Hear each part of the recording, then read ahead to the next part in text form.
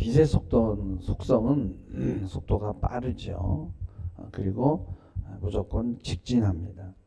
융통성이 없습니다. 돌아가지 않습니다. 결코 타협하지 않아요. 그리고 사물을 있는 그대로 비추어 줍니다. 시편 19편에 보면은 해는 하늘 이 끝에서 저 끝까지 운행하며 그 열기에서 피한 자가 없다고 했고요. 그 해는 그 길을 달리기 기뻐하는 장사와 같다고 그랬어요. 빛 앞에서는 우리의 죄를 감추거나 숨길 방법이 없습니다. 그러나 우리가 빛 가운데 나가 회개하기만 하면은 어떤 오점이나 얼룩도 깨끗하게 씻어집니다. 여러분, 맑은 물은요 지속적으로 맑잖아요. 맑은 이것은 뭐냐면 계속 끊임없이 샘솟거든요. 여러분, 더러운 사람이 맑은 물에 들어간다고 해서 흐르는 이 맑은 물이 더러워지지 않습니다. 있는 모습 그대로, 흠이 있는 그대로 나가는 것이 중요합니다. 하나님 앞에 무릎을 꿇고 눈을 들어 하나님을 바라보는 것이 지혜입니다. 그래서 솔로몬은 하나님을 경외하는 것이 지혜의 근본이라고 말씀했던 거예요. 하나님 앞에 나아가서 나를 맑게 씻어내는 것이 지혜거든요. 우리가 하나님 앞에 나가는 이유는 우리는 항상 은혜가 필요한 존재이기 때문에 그런 것입니다. 우리는 은혜로만 살 수 있고 하나님의 나라도 결국은 은혜로 들어갈 수 있는 거예요. 그래서 오늘 읽은 말씀은 뭐예요? 긍휼이라고 하잖아요. 주님, 우리를 긍휼히 여겨 주옵소서. 긍휼을 베풀어 주옵소서. 긍휼히 여겨 주시기를 바라나이다. 이 말씀이 오늘 시편 기자의 고백인 것입니다. 하늘에 계신 주여, 내가 눈을 들어 주께 향하나이다. 종의 눈이 그 상존의 손을, 여종의 눈이 그 주모의 손을 바람같이 우리 눈이 여호와 우리 하나님을 바라며 우리를 긍휼히 여기시기를 기다리나이다. 여러분, 하나님 앞에 머리를 숙이면서 자기를 자랑하거나 자기를 높이는 사람은 없습니다. 시편 130편 3절 4절에 보면은 여호와여, 주께서 죄악을 감찰하실진데 누가 주 앞에 서리이까? 그러나 사유하심이, 우리의 죄를 사해 주심이 주께 있음은, 그래서 우리가 주께 나아가 주를 경외한다는 것입니다. 기도는요, 나를 낮추는 행위입니다. 우리가 가장 안 되는 게 뭡니까? 나를 낮추는 거잖아요. 일단 하나님 앞에 나아가게 되면 우리는 누구나 나의 교만을 볼 수가 있는 거예요. 기도는 나를 겸손하게 할 수 있는 수단입니다. 기도하는 사람은 항상 자기 중심으로 나가지 자신의 겉사람으로 나가지 않아요. 기도하면 누구나 솔직해지고 정직해질 수밖에 없어요. 하나님, 제가 이런 사람입니다. 저를 긍휼히 여겨 주세요. 그리고 내가 누구라는 것을 하나님 앞에 다 쏟아놓게 되는 거예요. 여러분, 기도하지 않는 순간은요, 우리는 항상 올라가 있다고 생각하면 돼요. 기도하지 않는 모든 순간은 교만한 순간인 것입니다. 여러분, 기도하면서요, 위에서 아래를 내려다보는 사람이 있나요? 기도하면 누구나 가장 낮은 위치에서 위를 바라보고 긍휼을 구하게 되는 거예요. 종의 손이 상존의 손을, 여종의 손이 주모의 손을 바람같이 우리가 하나님을 바라보며 긍휼을 구하게 되는 거예요. 여러분, 우리가 겸손하지 못할 이유가 없잖아요. 우리는 죽음 앞에 너무나 무력합니다.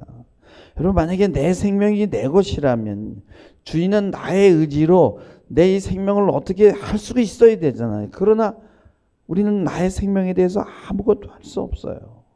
하나님이 오라고 하면 가야 되는 거예요. 부동산이든 동산이든요, 여러분요, 자기 것을 자기 의지대로 사용할 수 있잖아요. 그러나 생명은 그렇게 하지 못해요. 내 생명이 내 것이라면 내 마음대로 할 수 있어야 되잖아요. 근데 아무것도 할 수 없다라는 거예요. 물론 그 생명이 자기 것이라고 오해하는 사람들이 있죠. 이런 사람들은 극단적인 선택을 합니다. 그러나 아무리 비참한 사람도 어떻게 해서든 이 비참함에서 벗어나려고 하지 극단적인 선택을 하지 않는 거예요. 그래서 이 자살이라는 것은 자신의 생명이 하나님께서 온 거라는 것을 부정하는 것이고요. 그래서 이것은 생명에 대한 뒤틀림이고 왜곡인 거죠. 주를 두려워하고 경외하고 주 앞에 나가는 자는 자신의 비참함을 인식하고 은혜를 구하게 됩니다. 왜요? 우리는 주님의 긍휼이 없이는 살 수 없는 존재이기 때문에 그런 것입니다. 그것이 바로 오늘 시편 기자의 고백인 것이에요. 2절에 보면은 주의 눈이 그 상존의 손을, 여종의 눈이 그 주모의 손을 바람같이, 우리 눈이 여호와 우리 하나님을 바라며 우리를 긍휼히 여겨주시기를 기다리나이다. 20세에 겨우 나이 20세면 얼마나 젊어요. 도시국가 마케도니아의 왕으로 즉위한 알렉산더 대왕이 21살에 오리엔트 제국인 대제국인 페르시아의 원정을 성공했어요. 그리고 32세에는 인도까지 정복했습니다. 그의 미래는 황홀한 청사진이 펼쳐지고 있었어요. 왕성한 젊음과 권력과 부를 마음껏 누릴 수 있는 33세의 나이에 페르시아의 수도에서 갑자기 죽었거든요. 그 원인은 학질 모기에 물려서 말라리아의 병에 걸린 거예요. 그 엄청난 사람이 우리 보통 사람의 시력도 잘 보이지 않는 아주 자그마한 모기에 물려서 죽었어요.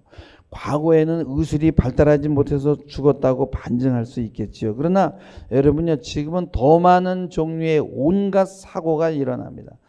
뭐 건물에 깔리고요, 뭐 길 가다가 그냥 심지어는요, 중학생들이 모는 그 뭐예요, 이렇게 두 발로 이렇게 가는 그런 거에도 막 깔리고요.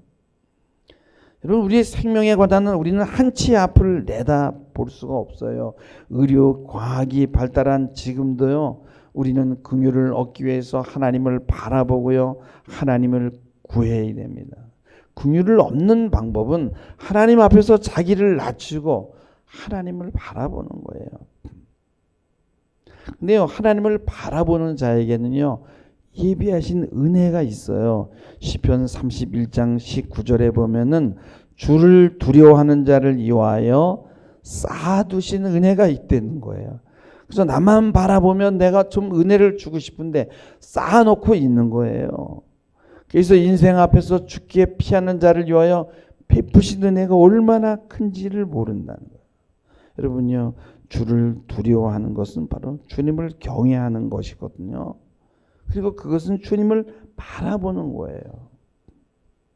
눈을 들어 하늘을 바라보는 자는요, 쌓아두신 은혜가 있는 것입니다. 여러분, 인생은 만만한 게 아니고요, 정말 내 힘과 내 능력으로 살아가기 너무 힘들다는 고백을 하고 죽기에 피하는 자, 마치 어린아이가 낯선 것들을 보고 무서워서 엄마의 팔을 잡고 뒤로 숨는 것처럼, 이렇게 어린아이처럼 주님을 의지하는 자가 죽기에 피하는 자입니다. 주를 경외하는 자에게는요, 쌓아두신 은혜가 있습니다. 그 은혜가 뭘까요? 31장 20절에 보면은 주께서 저희를 은밀한 곳에 숨기십니다. 그리고 사람의 꾀에서 벗어나게 하세요.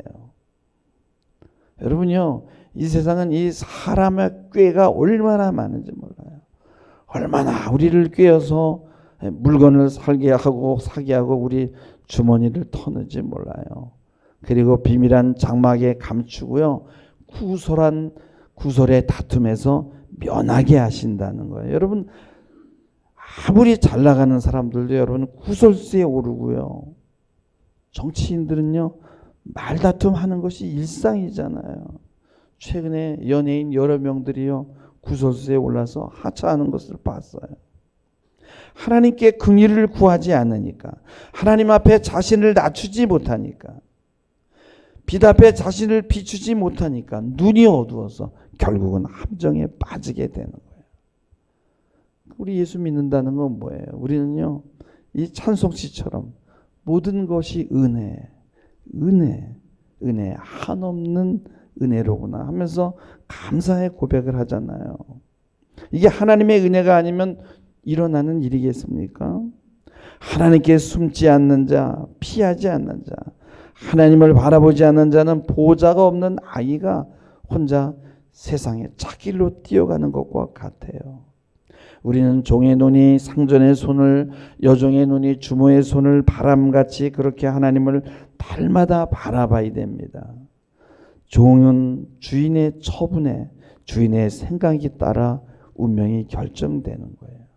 내 생명도 재산도 건강도 다 하나님의 것이에요. 우리 인생은 그런 것입니다. 때문에 열심히 주를 바라봐야 되고요. 날마다 시마다 때마다 바라봐야 돼요. 시편 62장 9절에 보면은 진실로 천한 자도 헛되고 높은 자도 거짓되고 거울에 달면 들려 입김보다 경하리로다 라고 그렇게 말씀합니다.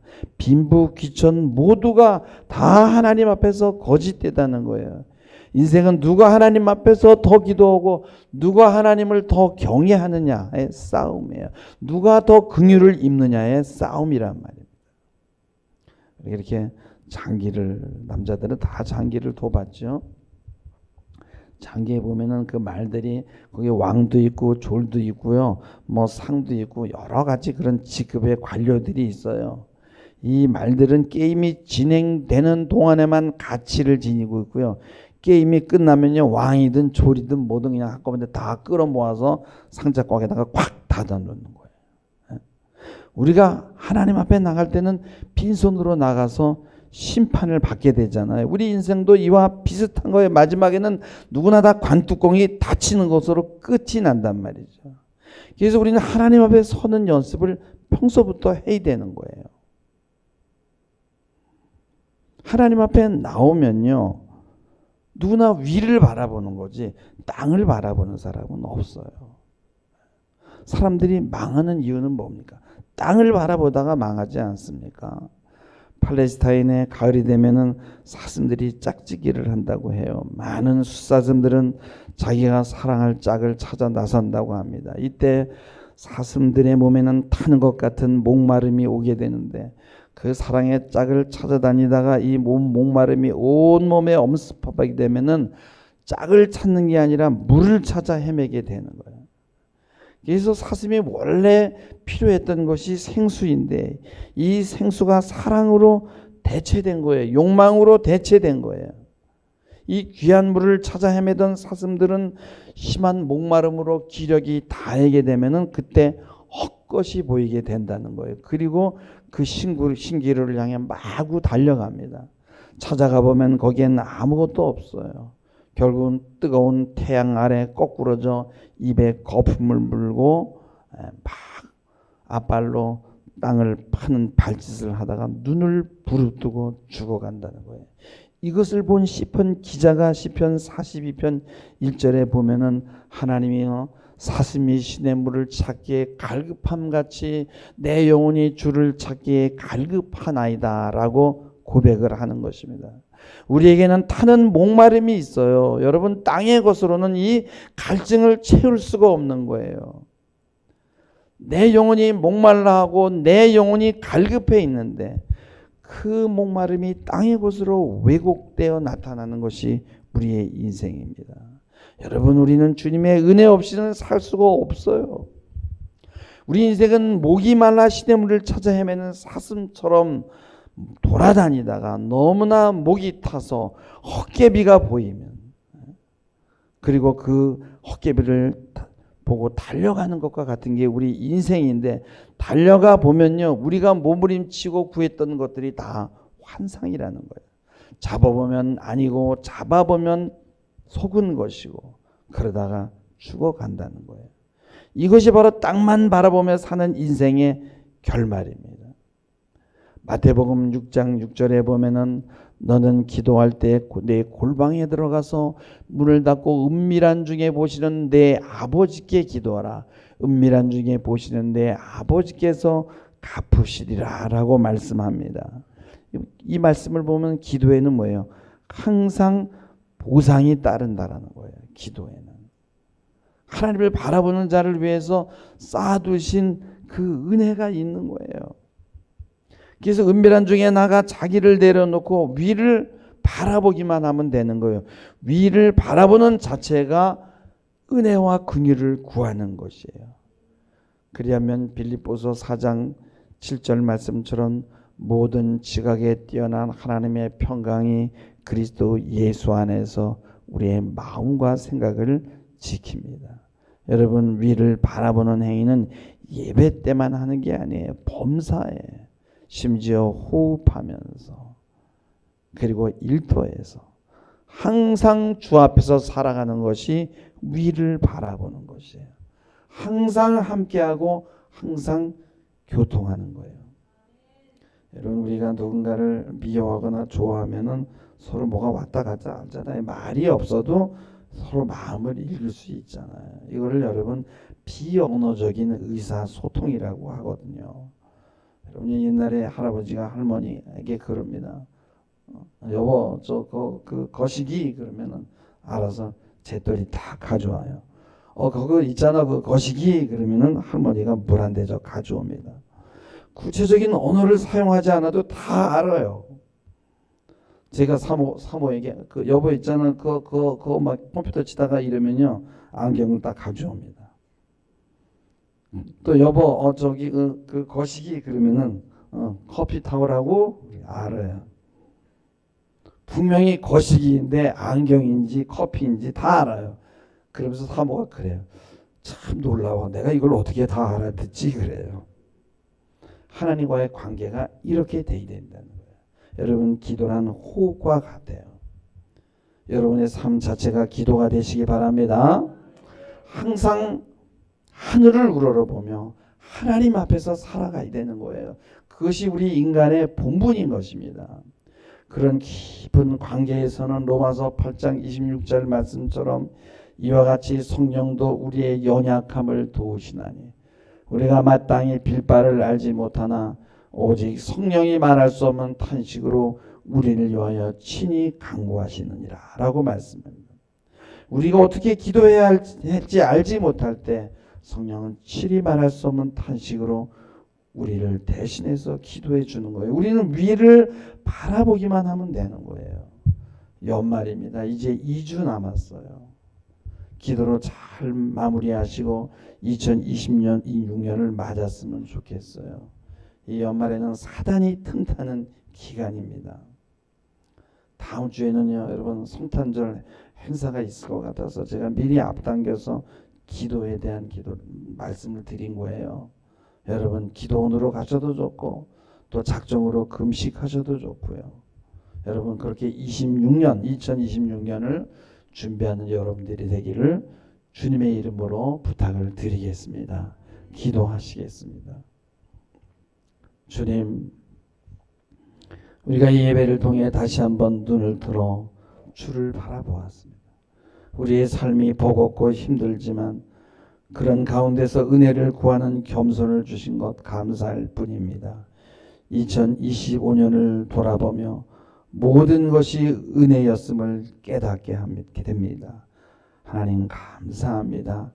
2026년을 남은 기간 기도로 준비하는 12월 달이 되게 하옵소서. 예수님의 이름으로 기도하옵나이다. 아멘.